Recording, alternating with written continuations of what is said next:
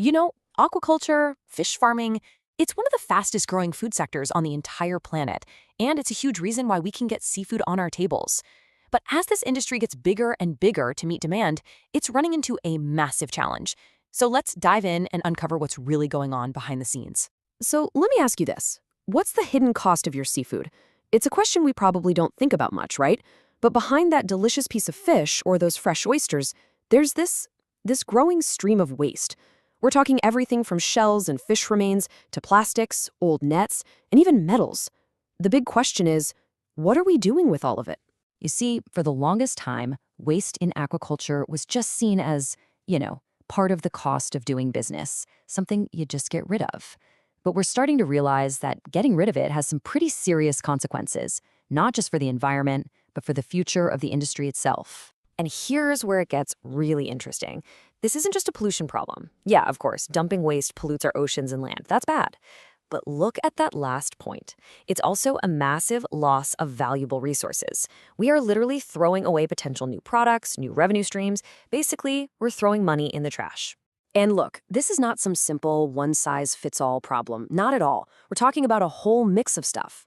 Research from all over Europe shows organic waste, sure, like shells, but also tons of plastics from nets and packaging, heavy metals from old cages, and even hazardous materials like chemicals and batteries.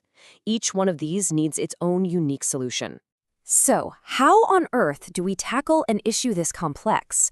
Well, the answer isn't just, better garbage collection. It's about a complete shift in how we think.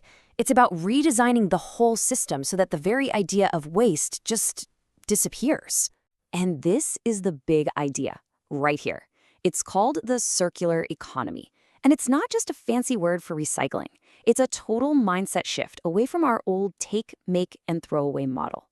The goal is to keep materials and resources in use for as long as humanly possible, squeeze every last bit of value out of them, and then at the very end of their life, find a way to regenerate them.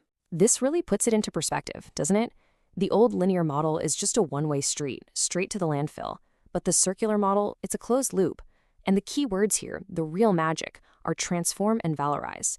Instead of just throwing byproducts away, you transform them into something valuable. You create a new resource. Now, it sounds great on paper, right? A perfect, zero-waste system. But making this a reality for thousands of fish farms across Europe, well, that's a different story. When researchers actually went out and talked to farmers in Spain, Italy, and Portugal, they found some pretty significant hurdles. And what they found is that it's not always a lack of trying. This quote from the farmers themselves says it all. They're struggling with confusing regulations that feel more like roadblocks than roadmaps, and they're facing the technical challenge of finding materials that are both affordable and sustainable enough for the tough marine environment. And then you get to this. This number is just wow. Out of all the fish farms they surveyed in Spain and Italy, exactly 0, not 1, reported getting any direct financial help to adopt these circular practices. That's a huge disconnect between saying we'd want a green transition and actually supporting the people on the ground trying to make it happen. So if we zoom out, the research really boils it down to these 4 big hurdles. You've got the economic side. New tech costs a lot of money up front. The regulatory side, a tangled mess of laws.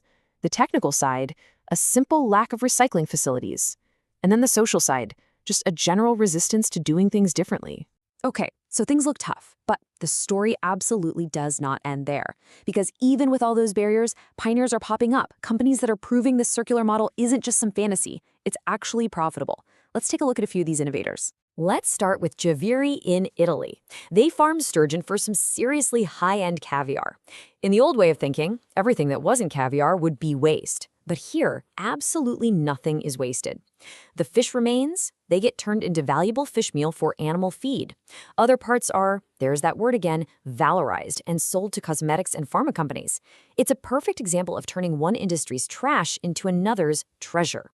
And listen, this isn't just something that works for small boutique farms. Check out Avramar, a huge producer in Spain. They've figured out how to recycle, reuse, or compost about 90% of their waste. 90%.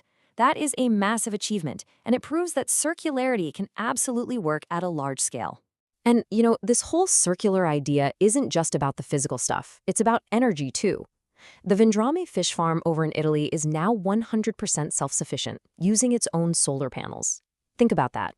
Not only does it slash their carbon footprint, it makes them totally immune to crazy energy price swings. And this next one might be my favorite, just because it's so simple and so smart. In Portugal, Exports Auto takes oyster shells, a huge byproduct, crushes them up, and reuses them to help stabilize soil. It's a low-tech, super high-impact solution that turns a major waste problem into a genuinely useful product. So, we've got these incredible pioneers showing us it can be done, but how do we get everyone else on board? How do we make these amazing examples the new standard for the whole industry? Well, that brings us to the final and maybe the most important piece of this whole puzzle. And that really is the million-dollar question, isn't it? We've seen that the technology is there, the business models work, so what's the bottleneck? What's holding everyone back? Is it money? Is it the regulations? Well, the research points to something even more fundamental. This chart tells a huge part of the story. The surveys showed that farm workers get tons of training on how to optimize what goes in, like making feed more efficient, but when it comes to turning what comes out into a new resource, that whole valorization idea, the training is practically zero. We've trained people to be amazing producers, but we haven't trained them to be resource managers. So what this is telling us is that the biggest roadblock might not be the tech or even the money. It's a skills gap, and that is exactly where a new initiative called the CIRCU-TECH project comes into the picture. It was designed specifically to fix this problem. CIRCU-TECH's whole mission is to build that missing bridge. They're creating hands-on training that's based on what farms actually need right now.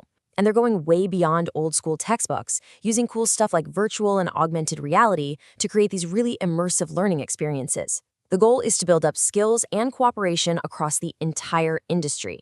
And here's their mission statement. It really says it all. This isn't just about teaching a few new tricks. It's about driving a fundamental shift for the entire European aquaculture sector, giving the people who work in it the skills they need to build a truly sustainable future. Which brings us to a pretty powerful final thought.